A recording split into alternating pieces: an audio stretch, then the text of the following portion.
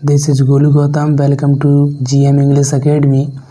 आज हम class 10th की poem a tiger in the zoo को पढ़ने जा रहे हैं। इस पोयम की बात करें तो इस पोयम के लिए लेस्ली नॉरिस ने लिखा है और इस पोयम में देखें तो जो कवि हैं लेस्ली नॉरिस, उन्होंने एक टाइगर में जंगल में फ्री रहता है चीता, जो प्राकृतिक रूप से जंगल होता है उसमें फ्री रहता है चीता, तो उनके बीच में कंपेयर की है, तुलना की है। अगर हम ब्रीफ में देखें इस पोयम को तो इस पोयम में होता यह है कि जो कवि हैं वो कंपेयर करते हैं कि कोई जो चीता है अगर उसे हम एक प्रकार से जू में बंद कर दें या एक प्रकार से पिंजड़े में बंद कर दें तो उस चीते में और जो जंगल में रहने वाला चीता होता है उसमें किस प्रकार की जो क्वालिटियाँ होती हैं, जो विशेषताएं होती हैं, उनमें अंतर आ जाता है। जो एक चीता जेल में बंद रहता है, एक प्रकार से बोल सकते हैं कि जू में रहता है, उसमें बहुत सारी जो प्राकृतिक रूप से उसके लिए जो क्वालिटियाँ मिलती हैं, जो उसके लिए आवास मिलता है, जो उसके लिए भोजन मिलता है, वो उसके लिए उस जू में नहीं मिल पाता है। जो व्यक्ति होते हैं, इंसान होते हैं, उनके लिए जू में रखते हैं। तो इस पोयम में जो कवि हैं वो जो एक जंगल में रहने वाले टाइगर के बीच में और एक जू में रखे हुए टाइगर के बीच में कंपेयर करते हैं और इस पोयम में वो बताते हैं कि किस प्रकार से जो एक टाइगर रहता है जो जू में रहता है और वहाँ से वो चलता है, और वही अगर हम देखें कि वही अगर टाइगर के लिए हम एक जंगल में देखें तो वो जंगल में किस प्रकार से स्वतंत्र रूप से अपना जीवन निर्वाह करता है। चलिए तो विदाउट वेस्टिंग टाइम इसके लिए शुरू करते हैं। फर्स्ट स्टैंजा के लिए देखते हैं हिंदी एक्सप्लेनेशन। आप अपनी बुक ले लीजिए और मीनिंग टू मीनिंग हम आपके लिए अर्थ सारे क्लियर करेंगे, तो आई होप आपके लिए समझ में आएगा। चलिए स्टार्ट करते हैं without waste time. First stanza है, he stalks in his vivid stripes the few steps of his cage on pads of velvet quiet in his quiet rage। यहाँ पर जो ही का यूज़ हुआ है ये टाइगर के लिए हुआ है। कभी यहाँ कहते हैं कि ही स्टॉक्स, ही मीन्स वह स्टॉक्स मतलब चलता है, मतलब धीरे धीरे जो टाइगर है वो पिंजड़े में चलता है। In his vivid stripes, in means में हिज वाइवेट मीन्स चमकदार, स्ट्राइप्स मीन्स धारियाँ, जो धारियाँ हैं उस टाइगर के ऊपर वो उस पिंजड़े में है और वो धीरे धीरे वहाँ से चलता है और उसकी जो धारियाँ हैं वो दिख रही हैं। The few steps of his cage, the few steps मतलब कुछ ही कदम, ऑफ हिज केज मतलब जो पिंजड़ा है उस पिंजड़े में जो टाइगर बंद है तो उसमें वो कुछ ही कदम चलता है। आगे यहाँ पर कवि कहते हैं कि on pads of velvet quiet in his quiet raise.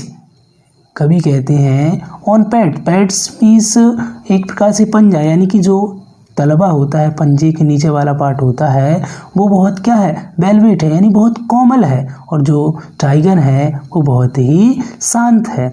In his quiet raise, और कभी कहते हैं कि इन मीन्स में हिज क्वाइट, क्वाइट मतलब शांत है, रेज मतलब वो गुस्सा है। देखिए इस लाइन का मतलब ये है कि देखिए जब किसी भी हम जानवर के लिए, एनिमल्स के लिए बंद करते हैं तो हमें वो जू में दिखता तो बहुत शांत है, लेकिन वास्तव में अंदर से वो बहुत ज़्यादा गुस्सा रहता है। देखिए अगर किसी भी व्यक्ति के लिए रूम के अंदर बंद कर दिया जाए और या उससे कहा वहाँ पर रुकने के लिए कहा जाए तो वो आपकी बात मानेगा, लेकिन उसे मन ही मन बहुत ज़्यादा गुस्सा आएगा। जैसे कहीं हम जा रहे हो, पापा जी कहते हैं नहीं जाना है तो हम रुक तो जाते हैं, लेकिन शांति से रुक जाते हैं, लेकिन मन ही मन बहुत गुस्सा आता है। उसी प्रकार से जो टाइगर है वो वहाँ शांत दिखता है, लेकिन मन ही मन यानी कि उसे बहुत ज़्यादा वो गुस्से में है।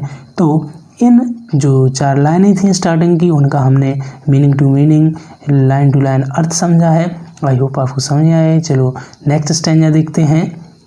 सेकंड है, यहाँ पर जो फर्स्ट स्टैंजा में कवि ने बतलाया है वो एक पिंजड़े में जो चीता है उसके बारे में बताया है। अब जो सेकंड स्टैंजा है इसमें कवि जो जंगल में जिस प्रकार से लायन रहता है या हम बोल सकते हैं टाइगर रहता है उसके बारे में बतला रहे हैं।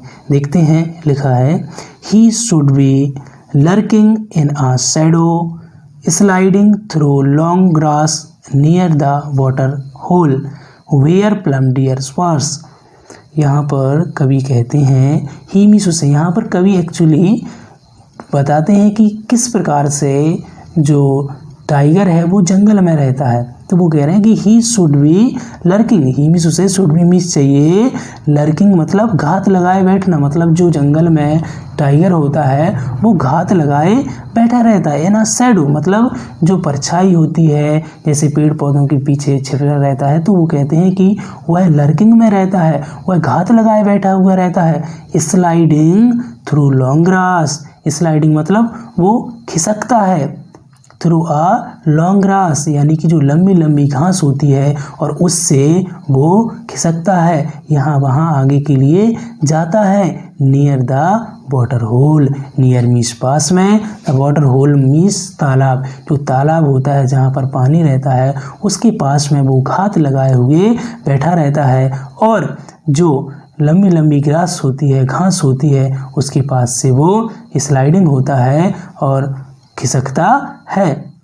बियर प्लम डियर्स पास, और यहाँ पर कहते हैं कि बियर मीन्स जहाँ से, प्लम मतलब मोटे ताज़े, डियर्स मीन्स हिरन, पास मीन्स गुजरते हैं, और वहीं से उसी जगह से जो मोटे ताज़े जो हिरन होते हैं वो वहीं से गुजरते हैं। तो जो टाइगर होता है वो उसी तालाब के पास में जो लंबी लंबी घास होती है वहाँ से स्लाइडिंग करता है, खिसकता है, और एक प्रकार से उस परछाई में जो पीछे से जो शैडो होती है उसमें वो घात लगाए हुए बैठे रहता है, यानी कि अपने शिकार की जो घात लगाए हुए बैठता है, क्योंकि उसे अपने भोजन के लिए शिकार करना पड़ता है। तो सेकंड स्टैंजा में कवि यहाँ पर ही बताते हैं। थर्ड स्टैंजा देखते हैं। थर्ड स्टैंजा है he should B snarling around the houses at the jungle edge, wearing his white fangs, his claws, terrorizing the village। Third stanza में कवि कहते हैं कि ही शुड बी स्नार्लिंग, कि ही मीन्स उसे, शुड मीन्स चाहिए, स्नार्लिंग मतलब घुर्राना, यानी कि वह घुर्राना चाहिए, और जो शेर जो टाइगर होता है जंगल में वो घुर्राता है, गरजता है एक प्रकार से। अराउंड हाउसेज यानी कि जो घर होते हैं आसपास में वहाँ वो गुर्राता है। एट द जंगल्स एज, कहाँ से, एट द जंगल्स, जंगल जो होता है उसके किनारे से वो वहाँ से बहुत ज़्यादा गुर्राता है, स्नार्लिंग करता है। और क्या करता है, वेयरिंग हिज वाइट फैंग्स, और वेयरिंग मतलब दिखाता है, हिज मीन्स अपने, वाइट मीन्स सफ़ेद, फैंग्स मतलब दांत जो होते हैं उसके, और वो अपने सफ़ेद सफ़ेद जो दांत होते हैं उनके लिए, पैने जो दांत होते हैं उनके लिए वो दिखाता है। हिज क्लॉज, और अपने पंजों को दिखाता है। और जो टाइगर होता है वो जंगल में जब रहता है तो वहाँ गुर्राता है, जंगल के किनारे से जो वहाँ आसपास में घर बने रहते हैं वहाँ गुर्राता है, और अपने जो वाइट फैंग्स होते हैं, उसके दांत होते हैं, नुकीले से दांत होते हैं, उन्हें दिखाता है। हिज क्लॉज, और अपने पंजे होते हैं उन्हें दिखाता है। टेरोराइजिंग द विलेज, और टेरोराइजिंग मीन्स डराता है, टेरोराइजिंग मीन्स डराता है, द विलेज मीन्स गाँव वाले लोगों को, और जो वहाँ आसपास में जो गांव वाले लोग होते हैं उनके लिए वो डराने का कार्य करता है। यानी कवि जो कहते हैं कि जो जंगल में रहने वाला टाइगर होता है वो उसके आसपास जो जंगल के आसपास किनारे की, जंगल के किनारे आसपास जो घर बने होते हैं, जो गांव के लोग होते हैं उनके लिए वो डराता है। अपने जो सफ़ेद पैने दांत होते हैं उनके लिए दिखाता है, पंजों को दिखाता है, और वो उन लोगों के लिए डराता है। यहाँ पर कवि ये इतनी बात बताते हैं। आगे इसका नेक्स्ट स्टैंजा देखते हैं। नेक्स्ट स्टैंजा है What he is locked in a concrete cell, his strength behind bars, stalking the length of his cage, ignoring visitors। इस स्टैंजा में कवि कहते हैं बट मीन्स परंतु जो लॉयन है, देखिए इस स्टैंजा में अब कवि दोबारा से जो पिंजड़े में बंद लॉयन है या फिर जो जू में लॉयन है उसकी बात करते हैं। वो कहते हैं बट मीन्स परंतु he is locked, he means हुआ इज मीन्स है, लॉक्ड मतलब बंद, परंतु वह टाइगर जो बंद है in a concrete cell, in means में कंक्रीट मीन्स सीमेंट से बने हुए, सेल मीन्स कोठरी में, लेकिन जो टाइगर है वो तो सीमेंट से बनी हुई जो कोठरी है उसमें बंद है। और his strength behind bars, his strength मतलब उसकी जो शक्ति है, जो ताकत है, बिहाइंड बार्स, बिहाइंड मीन्स पीछे है, बार्स मतलब जो कैद है जिसमें वो बंद है, एक प्रकार से जो सलाखें हैं उसमें बंद है, तो उसकी जो शक्ति है वही उन सलाखों के पीछे है। कवि कहते हैं कि शेर तो बंद है, जो कंक्रीट जो सेल है, कोठरी है उसमें बंद है, और उसकी जो शक्ति है, जो ताकत है, जो एक प्रकार से जो जंगल में रहता है जब उसके पास ताकत रहती है वही वाली ताकत उसकी उस सलाखों के पीछे है।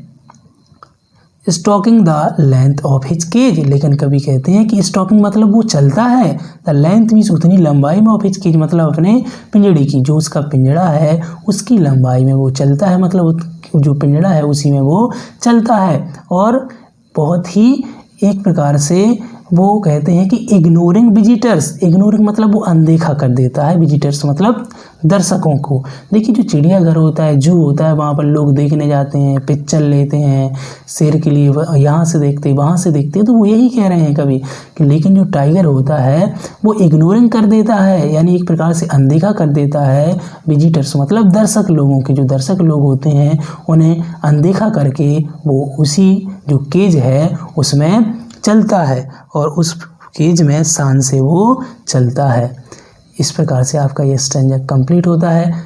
लास्ट स्टैंजा देखते हैं। He hears the last voice at night the patrolling cars and stairs with his brilliant eyes and the brilliant stars.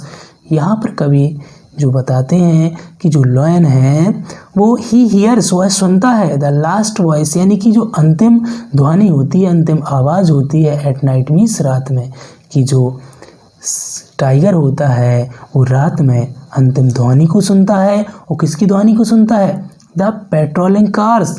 Patrolling cars का मतलब एक प्रकार से गश्त लगाने वाले लोग, जो वहाँ गश्त लगाने वाले लोग होते हैं। इसका मतलब ये है कि ऐसे लोग जो वहाँ का निरीक्षण करने वाले लोग होते हैं, जू को देखने वाले लोग होते हैं कि गेट लगे हैं नहीं लगे हैं, कहाँ कौन सी चीज़ है, तो वो जो पेट्रोलिंग कार्स आती हैं तो उनकी आवाज़ को लास्ट में वो टाइगर होता है वो सुनता है।